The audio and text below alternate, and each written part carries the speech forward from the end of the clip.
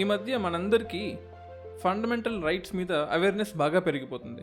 మాట్లాడే హక్కు నాది, ఇష్టం వచ్చినట్టు తిట్టే హక్కు నాది, freedom of right to speech, expression, freedom of press, freedom to live, freedom to express my views, ఎక్కడికైనా వెళ్ళొచ్చు, ఏమైనా చేయొచ్చు, కాన్స్టిట్యూషన్ నాకు ఇచ్చింది, రాజ్యాంగం ఇచ్చిన దాన్ని నువ్వెవరు అడ్డుకోవడానికి అని పోలీసుని ఎదిరిస్తున్నాం, పొలిటీషియన్స్ని ఎదిరిస్తున్నాం, మన ఇంట్లో వాళ్ళని ఎదిరిస్తున్నాం, మన ఫ్రెండ్స్ని ఎదిరిస్తున్నాం.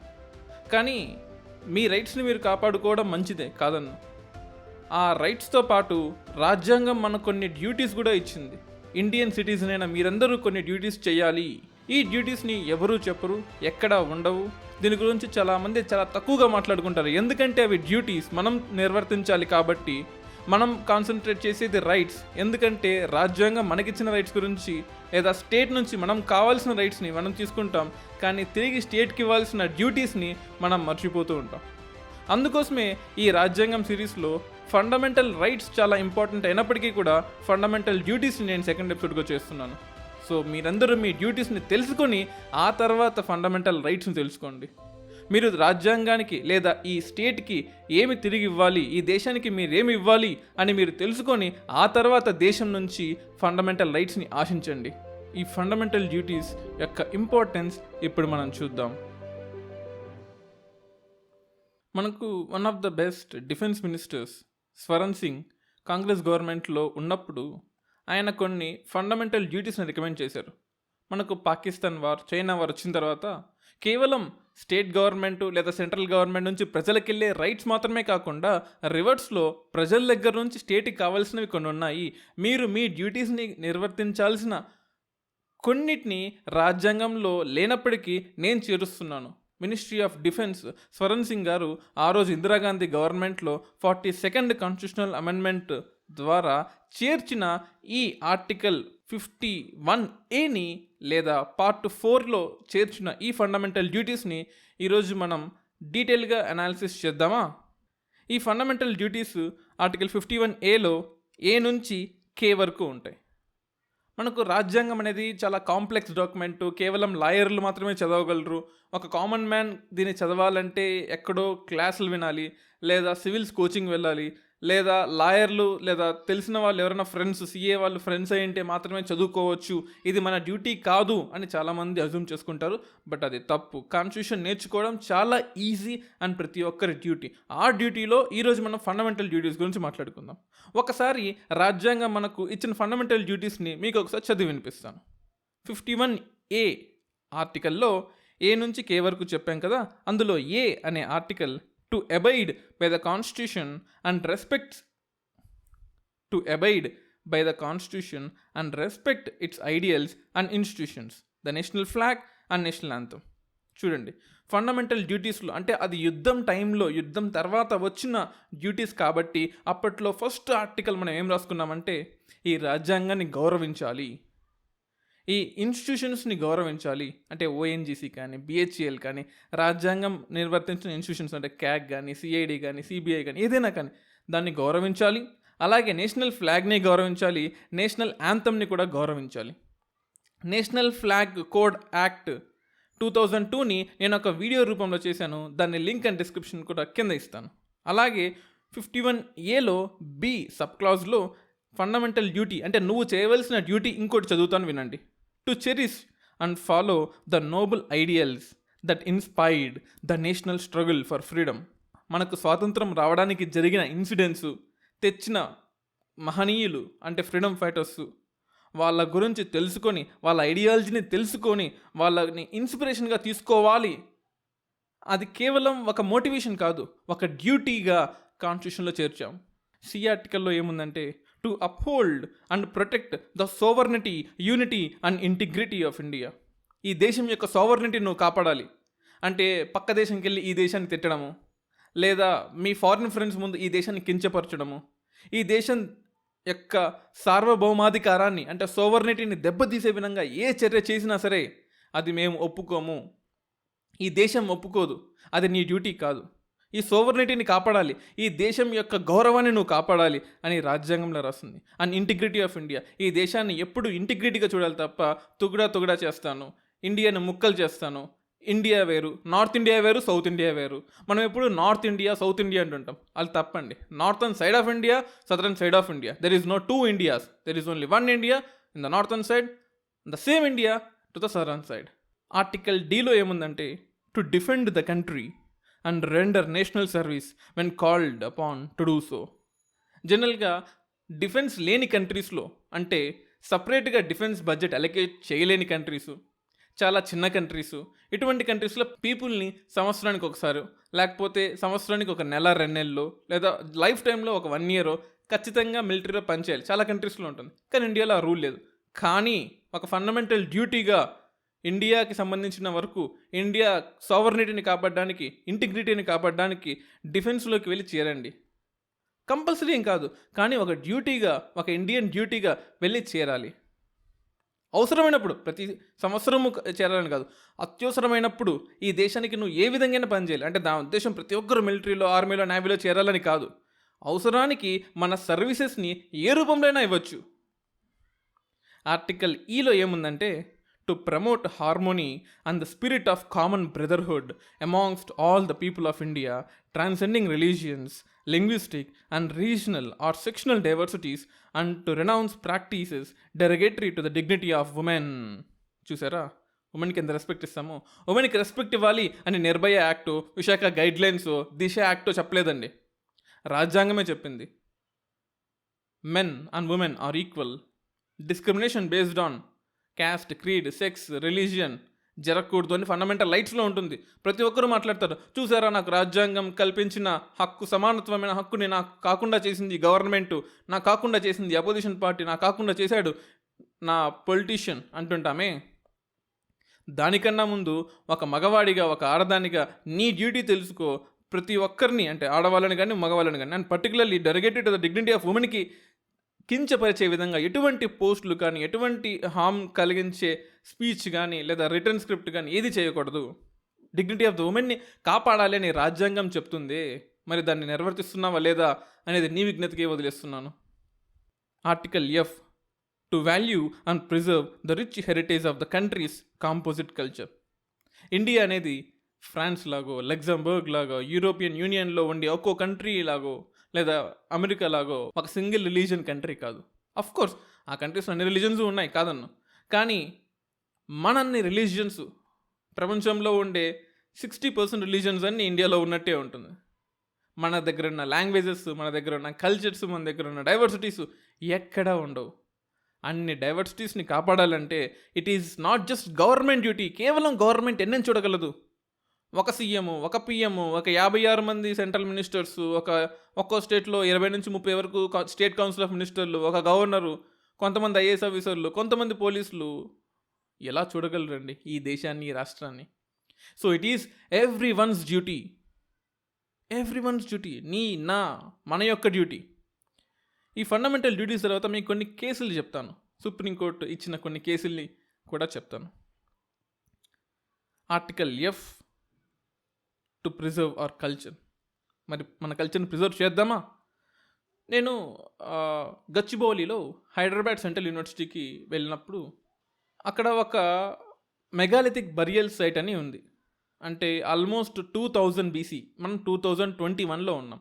అంటే 4000 సంవత్సరాల ముందు ఒక బరియల్ సైట్, ఒక కల్చరు అక్కడ ఉండేది.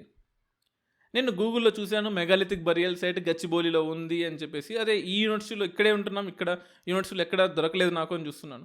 సో సర్చ్ చేసినప్పుడు ఒక సెక్యూరిటీ గార్డ్ అడిగాను, నాకు ఇక్కడే చూపిస్తుంది గూగుల్లో, కానీ ఇక్కడ ఎక్కడ లేదు, మన క్యాంపస్లో ఎక్కడ లేదని చూపిస్తే ఆ సెక్యూరిటీ గార్డ్ చూపించారు. ఇక్కడ సమాధి ఉంది సార్, చూస్తారా అని చెప్పి. సో ఆ సెక్యూరిటీ గార్డ్తో నేను వెళ్తే అది సమాధి కాదు, అది ఆర్కియలాజికల్ సైట్. 4000 ఏళ్ళ సంవత్సరాల నాటి గుర్తులు, చిహ్నాలు, సమాధులు, కుండలు, బీడ్స్, అంటే చేతులకు కట్టుకునే కంకణాలు, అప్పట్లో బీడ్స్ అంటాం, హారాలు, అవన్నీ ఉన్నాయి. మట్టి పట్టిపోయి హైదరాబాద్ సెంట్రల్ యూనివర్సిటీ క్యాంపస్ లోపల ఉన్నాయి. ఎవరికి తెలుసండి ఇది? ఆపోజిట్లో పెద్ద TCS కంపెనీ ఉంటుంది, దాని పక్కనే త్రిబుల్ హైదరాబాద్ ఉంటుంది, గచ్చిబౌలి స్టేడియం ఉంటుంది, పబ్బులు, డిస్కోలు, బార్లు అన్నీ ఉంటాయి చుట్టుపక్కల. కానీ ఆ పక్కనే ఒక 2 కిలోమీటర్లు అవతల సైడ్ వస్తే HCU వస్తుంది, అందులో 4000 ఏళ్ల చరిత్ర కలిగిన ఒక కల్చరే ఉంది. ఎంతమందికి తెలుసు? అసలు ఈ కల్చర్, గచ్చిబౌలిలో ఈ కల్చర్ ఉందని ఎంతమందికి తెలుసు చెప్పండి? It is our duty. So నేను దాన్ని వెంటనే వీడియో తీసి యూట్యూబ్లో అప్లోడ్ చేసి అందరికీ ట్యాగ్ చేశాను. అప్పుడు కొంచెం సిగ్నిఫికెన్స్ పెరిగింది. నా వల్ల కాదు, బట్ అందరూ గూగుల్ మ్యాప్స్లో చూడడం స్టార్ట్ చేశారు. ఆ వీడియోని అందరితో షేర్ చేయడం వల్ల సో అందరికీ తెలిసింది, ఓకే హెచ్యు క్యాంపస్లో ఒక మెగాలిథిక్ బరియల్ సైట్ ఉందని. ఎప్పటి నుంచో ఉంది, కానీ ఎవరూ దాన్ని పట్టించుకోవట్లేదు. So it is our duty to protect our culture. పక్కనోడి కల్చర్ మనకి ఎందుకండి? ఇండియాలో ఉన్న కల్చర్స్ చాలా ఉన్నాయి. So please protect our cultures. It is our duty. అలాగే article G of the fundamental duties ఏంటో తెలుసా? To protect and improve the natural environment including ఫారెస్ట్లు, లేకులు, రివర్లు and wild life and to have compassion for living creatures. అంటే chicken mutton తినద్దని కాదు, అవి లివింగ్ క్రియేచర్సే కదా అని. కొన్ని స్పీసెస్ ఉంటాయి, వెర్మిన్ స్పీసెస్ని చంపినా మనకు పెద్ద ప్రాబ్లం ఏమీ లేదు. డొమెస్టికేటెడ్ స్పీసెస్ని, కీస్టోన్ స్పీసెస్ని, అలాగే ఇండికేటర్ స్పీసెస్ని, ఫౌండేషన్ స్పీసెస్ని కొన్నిటిని మనం చంపకూడదు. చంపితే ఒక మనిషికి పడిన శిక్షే మనకు పడుతుంది. అంటే ఒక మనిషిని మర్డర్ చేసి ఏ శిక్ష అయితే పడుతుందో అటువంటి ఎనిమల్స్ని మర్డర్ చేసినా చంపినా మనకు అదే శిక్ష పడుతుంది. ఎందుకు? అన్ని ఎనిమల్స్ ఒకటే కాదు. కొన్ని ఎనిమల్స్కి స్పెషల్ ఇంపార్టెన్స్ ఉంటుంది. ఫర్ ఎగ్జాంపుల్ టైగర్ ఉంది. ఒక అడవిలో టైగర్ను చంపితే దానివల్ల తీరని నష్టం ఆ ఫారెస్ట్ మొత్తానికి ఉంటుంది. మనం మహేష్ బాబు నిజం సినిమాలో ఒక డైలాగ్ ఉంటుంది, గుర్తుందా మీకు? అనగనగా ఒక అడవిలో కొన్ని మేకలు ఉండేవి. ఆ మేకలు కేజీ ఆకలైతే 2 కేజీల గడ్డి తినేవి. దానివల్ల అడవి మొత్తం నాశనం అయిపోయింది ఒక 10 సంవత్సరాలకి. అప్పుడు ఒక పులి వచ్చింది, ఆ మేకల్ని చంపింది. అప్పుడు ఆ అడవిలో చిగురు మళ్ళీ మొదలయ్యి గడ్డి పెరిగి చెట్లగా మారింది. ఆ అడవి మళ్ళీ చిగురించి హ్యాపీగా బాగా పెద్దగా అయింది. దానివల్ల కొన్ని వందల స్పీసెస్ బాగుపడ్డాయని. అలాగే ప్రతి ఒక్క ఫారెస్ట్లో, ప్రతి ఒక్క ఎన్విరాన్మెంట్లో, ప్రతి ఒక్క ఎకోటోన్లో కొన్ని స్పీసెస్ ఉంటాయి. ఆ స్పీసెస్ని మనం చంపకూడదు, తినకూడదు, డిస్ట్రాయ్ చేయకూడదు. దాని గురించి ఉంటుంది. మనం ఫారెస్ట్ని కాపాడాలి, లేక్స్ని కాపాడాలి, రివర్స్ని కాపాడాలి, వైల్డ్ లైఫ్ని కాపాడాలి. అండ్ లివింగ్ క్రియేచర్స్కి కొంచెం కంపాషన్ ఉండాలి. సో చికెన్ మటన్ తినాలనుకుంటున్నాం, ఒకసారి చంపేసి తినేయచ్చు, అంతేగాని దాన్ని చిత్రహింసలు పెట్టి తినకూడదు. సో అని నేను చెప్పింది కాదు, సాక్షాత్తు ఆర్టికల్ జీలో ఉంది కదా, compassion towards living creatures. H two develop scientific temper, humanism and the spirit of enquiry and reform. ప్రతి ఒక్కరికి సైంటిఫిక్ టెంపర్ ఉండాలండి. అంటే మూఢనమ్మకాలు వద్దు, ప్రిజుడీస్ వద్దు, సైంటిఫిక్ టెంపర్ని డెవలప్ చేసుకోండి. అంటే మూఢనమ్మకాలు వద్దంటే దేవుణ్ణి నమ్మొద్దు అని చెప్పట్లేదు అక్కడ. దేవుణ్ణి నమ్మడము నమ్మకపోవడము నీ పర్సనల్ బిలీఫ్. సైన్స్ని నమ్మడము నీ పర్సనల్ బిలీఫ్ కాదు, it is your duty. But సైన్స్ని బిలీవ్ చేసిన ప్రతి ఒక్కరూ దేవుణ్ణి నమ్మకూడదు అనుకోవడం మూర్ఖత్వం అవుతుంది. There is no relation between science and God. God is personal. God motive is completely different, but science is completely different. మీరు నమ్మద్దా అనేది మీ పర్సనల్ అవుతుంది. యాజ్ ఎ సెక్యులర్ స్టేట్ అది మీ ఇష్టం. రాజ్యాంగం మీ మీద ఫోర్స్ చేయదు. మీరు దేవుణ్ణి నమ్మాల్సిందే, తప్పు. మీరు దేవుణ్ణి నమ్మకూడదు, తప్పు. నీ డ్యూటీ నువ్వు చేసుకో. రాజ్యాంగంగా నా డ్యూటీ నేను చేసుకుంటాను, స్టేట్గా నా డ్యూటీ నేను చేసుకుంటాను. మనది ఫ్రాన్స్ మోడల్ ఆఫ్ సెక్యులరిజం కాదు కదా, Indian model of secularism. Scientific temper ఇంపార్టెంటే, ఫ్రీడమ్ ఆఫ్ రిలీజన్ ఇంపార్టెంటే. సో హ్యూమనిజం కూడా ఉండాలి. Spirit of enquiry and reform. So ఏది పడితే అది నమ్మకుండా స్పిరిట్ ఆఫ్ ఎంక్వైరీ, రాజ్యాంగమే చెప్తుంది క్వశ్చన్ చేయండి. Question your politician, question your MLA, question your MP, question your ZPTC, question your MPTC, question every government officer. They may not answer you directly. వాళ్ళు మీరు question చేయగానే answer ఇస్తారని guarantee లేదు, కానీ ప్రతి ఒక్కరు క్వశ్చన్ చేస్తే వాళ్ళు జాగ్రత్త పడతారు, తప్పులు చేయడం తగ్గిస్తారు. That is the power of questioning. Democracy అంటేనే బై ద పీపుల్ అన్నప్పుడు, by the people as a people you should question, right? Question చేయకపోతే అందరూ కరెక్ట్ టైంకి కరెక్ట్గా ఎలా పనిచేస్తారు? ఆర్టికల్ ఐ ఏంటంటే to safeguard public property and to abjure violence. So public ప్రాపర్టీని మనం కాపాడాలి. సో పబ్లిక్ ప్లేసెస్ ఎవరు చూడట్లేదు, ఈ ప్రాపర్టీని నేను డెస్ట్రాయ్ చేస్తా, ఇది నాది కాదు కదా అని అనుకోకూడదు. Because you as a public నీ ట్యాక్స్ పేయర్స్ మనీతోనే ఈ పబ్లిక్ ప్రాపర్టీని తయారు చేశాం. సో పబ్లిక్ ప్రాపర్టీని డ్యామేజ్ చేయడం కూడా చాలా హీనియస్ క్రైమ్ అని చాలా కోర్టు జడ్జిమెంట్స్లో చెప్పారు. Article J, to strive towards excellence in all spheres of individual and collective activity so that the nation constantly rises to higher levels of endeavor and achievement. Excellence ఉండాలి. You should strive for excellence. ISRO లాగా compete with other countries.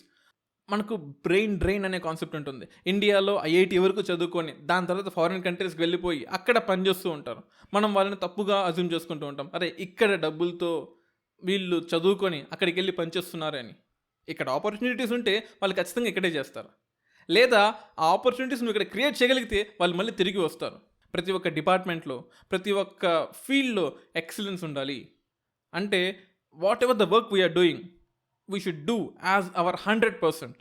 We should be excellent and కాన్స్టెంట్గా మన లెవెల్స్ని higher లెవెల్స్కి తీసుకెళ్తుంటే, అంటే మన లైఫ్స్ని higher లెవెల్స్కి తీసుకెళ్తూ ఉండాలి అండ్ అచీవ్ చేయాలి. And last article of this fundamental duties that every one has to follow ఏంటంటే article K, to provide opportunities for education to his child or ward between the age of 6 to 14 years. And of course this was added in 86th Constitutional Amendment Act 2002. అంటే ప్రతి ఒక్కరూ వాళ్ళ పిల్లలకి, పక్కనోడి పిల్లలకి పక్కన పెట్టు, నీ పిల్లోడికి నువ్వు 6 సంవత్సరాల నుంచి 14 సంవత్సరాలు వచ్చేంత వరకు వాడికి చదువు చెప్పడం నీ బాధ్యత అని రాజ్యాంగం చెప్పింది. మీకు ఈ ఫండమెంటల్ డ్యూటీస్కి సంబంధించిన 2 కేసులు చెప్తాను చూడండి. Aruna Roy versus union of India కేసులో 2002 ముందు ఓల్డ్ ఎన్సీఆర్టీస్ ఉండేవి, 2002 తర్వాత 2002-2004 మధ్యలో న్యూ ఎన్సీఆర్టీస్ ఇంట్రడ్యూస్ చేశాం. అందులో కొన్ని వర్డ్స్ని సోషలిజం నుంచి క్యాపిటలిస్ట్గా మారాలి అండ్ భగత్ సింగ్ అనే అతను ఓల్డ్ ఎన్సీఆర్టీస్లో రెవల్యూషనరీ టెర్రరిస్ట్ అని ఉంటుంది, కానీ ప్రజెంట్ న్యూ ఎన్సీఆర్టీస్లో అతను పెద్ద దేశభక్తుడు అని ఉంటుంది. అలా కొన్ని వర్డ్స్ని మార్చామన్నమాట మనకు తగ్గట్టుగా. కానీ ఈ చేంజెస్ అనేది anti secular, unconstitutional, violative of the fundamental rights of the education, right to లైఫ్కి అగెయిన్స్ట్ అని అరుణా రాయ్ కేసు వేశారు. అప్పుడు సుప్రీంకోర్టు ఏం చెప్పిందంటే బుక్స్ ఎలా ఉండాలి అంటే, ఎన్సీఆర్టీ బుక్స్ ఎలా ఉండాలంటే పీస్ని ప్రమోట్ చేసేలా ఉండాలి, లవ్ని ప్రమోట్ చేసేలా ఉండాలి, సింపతిని ప్రమోట్ చేసేలా సిలబస్ ఉండాలి, అంతే తప్ప వైలెన్స్ని ప్రమోట్ చేసే విధంగా, యాంటీ సెక్యులర్ ఎలిమెంట్స్కి సపోర్ట్ చేసే విధంగా మనకు కంటెంట్ ఉండకూడదు అని జడ్జిమెంట్ ఇచ్చింది. అంటే ఆర్టికల్ H, ఫండమెంటల్ డ్యూటీస్లో ఆర్టికల్ Hని గుర్తుపెట్టుకొని ఈ జడ్జిమెంట్ ఇచ్చిందనమాట. ఆఫ్కోర్స్ ఫండమెంటల్ డ్యూటీస్లో ఉన్నవన్నీ ఖచ్చితంగా చేయాలి, గవర్నమెంట్ చేయాలని రూల్ ఎక్కడా లేదు. చేస్తే మంచిది, లాస్ తయారు చేసుకుంటే మంచిది, కానీ మ్యాండేటరీ అయితే ఏమీ కాదు. సో ఒక సిటిజన్ ఈ డ్యూటీస్ని చేయకపోతే వాడికి శిక్ష పడదు, but it is your duty. శిక్ష పడదన్న మాత్రాన నువ్వు చేయకూడదని కాదు. ఒక ఫండమెంటల్ రైట్స్ నువ్వు ఆశిస్తున్నావంటే ఫండమెంటల్ డ్యూటీని కూడా నువ్వు చేయాల్సిందే కదా. అలాగే ఆర్టికల్ 51A ఏ ఆర్టికల్లో Shyam Narayan Chouksey versus union of India కేసులో సుప్రీంకోర్టు ఏం చెప్పిందంటే థియేటర్స్లో ఖచ్చితంగా నిలబడాల్సిన అవసరం, థియేటర్స్లో నేషనల్ యాంథమ్ పాడాలి, పాడితే ఖచ్చితంగా నిలబడాలి అని 2016లో చెప్పింది. కానీ 2019లో ఖచ్చితంగా నిలబడాలని ఏమీ లేదు అండ్ ఖచ్చితంగా పాడాలని కూడా ఏమీ లేదు. If you respect national flag and anthem that is sufficient. ఖచ్చితంగా మ్యాండేటరీగా చేయాలని ఎక్కడా రూల్ ఏమీ లేదు అని సుప్రీంకోర్టు జడ్జిమెంట్ ఇచ్చింది.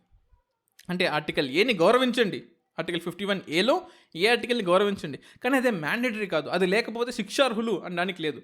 ఫ్లాగ్ కోడ్ ఆఫ్ ఇండియా యాక్ట్ని ఆ వీడియోని చూడండి, నేను ఇచ్చిన డిస్క్రిప్షన్ వీడియోని. అలాగే ఆర్టికల్ 51Aలో అలాగే ఫండమెంటల్ డ్యూటీస్లో ఆర్టికల్ G ఇందాక డిస్కస్ చేశాం కదా, నేచురల్ ఎన్విరాన్మెంట్ని కాపాడాలని. ఈ ఆర్టికల్ Gని సపోర్ట్ చేస్తూ MC Mehta versus union of India కేసులో, అంటే మనకు 1984లో భోపాల్ గ్యాస్ స్ట్రాటజీ, మనకు 1984లో భోపాల్ గ్యాస్ లీకేజ్ తర్వాత ఒక 2-3 ఇయర్స్లోనే మళ్ళీ ఓలియం గ్యాస్ లీక్ జరిగింది. ఢిల్లీలో ఉంటుంది. ఢిల్లీలో గ్లిజరిన్ సోప్స్ తయారు చేసే శ్రీరామ్ ఫుడ్ అండ్ ఫెర్టిలైజర్స్ యూనిట్లో 3 రోజుల్లో 2 సార్లు జరిగి చాలామంది అస్తవ్యస్తకి గురయ్యారు. అప్పుడు సెక్షన్ 133 ఆఫ్ సిఆర్పిసిని యూజ్ చేసి ప్లాంట్ని క్లోజ్ చేసేసింది. అప్పుడు ఏం చెప్పిందంటే ఎడ్యుకేషనల్ ఇన్స్టిట్యూషన్స్, స్కూల్స్, కాలేజెస్ ప్రతి ఒక్కరూ గుర్తుపెట్టుకోండి, మీ కరికులంలో ఖచ్చితంగా ఎన్విరాన్మెంట్ గురించి ఒక చాప్టరో, వారానికి 1 గంటో 1 to 2 hours ఎన్విరాన్మెంట్ గురించి క్లాసులు చెప్పండి, ఎన్విరాన్మెంట్ అవేర్నెస్ని పెంచండి అని చెప్పింది. సో అప్పటి నుంచి 1987-88 నుంచి ఎన్విరాన్మెంట్ని కూడా ఒక టాపిక్గా, ఒక సబ్జెక్ట్గా కరికులంలో యాడ్ చేసాం మనం. So fundamental rights so fundamental rights మాత్రమే కాదు, ఫండమెంటల్ డ్యూటీస్ కూడా నిర్వర్తించాల్సిన బాధ్యత నీపైన ఉంది. అంటే it is not just give and take. నేను నీకు ఒకటి ఇస్తే నువ్వు నాకు ఇవ్వు అనడానికి కాదు. నువ్వు ఫండమెంటల్ డ్యూటీస్ని పాటించినా పాటించకపోయినా రాజ్యాంగం, స్టేట్ గవర్నమెంట్ కానీ సెంట్రల్ గవర్నమెంట్ కానీ నీకు నీ రైట్స్ నీకు ఇస్తుంది. ఇవ్వకపోతే సుప్రీంకోర్టుకి వెళ్ళి తీసుకొని రైట్స్ని. అలాగే రాజ్యాంగం రిక్వెస్ట్ చేస్తుంది, నువ్వు ఫండమెంటల్ డ్యూటీస్ని పాటించు. పాటిస్తే స్టేట్ గవర్నమెంట్ సజావుగా సాగుతుంది అండ్ ప్రతి ఒక్కరూ హ్యాపీగా బ్రదర్లీహుడ్గా ఇండియాని డెవలప్ చేస్తూ, ఎన్రిచ్ చేస్తూ, సైంటిఫిక్ టెంపర్ని ఇంక్రీజ్ చేస్తూ, పబ్లిక్ ప్రాపర్టీని కాపాడుతూ మనం కనుక ఫండమెంటల్ డ్యూటీస్ని ఫాలో అయితే ఇండియా ఇంకొంచెం ఫాస్ట్గా డెవలప్ అయ్యే ఛాన్సెస్ ఉన్నాయి. So this is all about fundamental duties. Next ఎపిసోడ్లో మరిన్ని ఇంట్రెస్టింగ్ అప్డేట్స్ ఆఫ్ ఇండియన్ కాన్స్టిట్యూషన్తో కలుద్దాం. Until then, jai hind. ఈ పాడ్కాస్ట్ని Google podcast, Apple podcast, Spotify, Gaana and మీ ఫేవరెట్ పాడ్కాస్టింగ్ యాప్స్లో వినొచ్చు.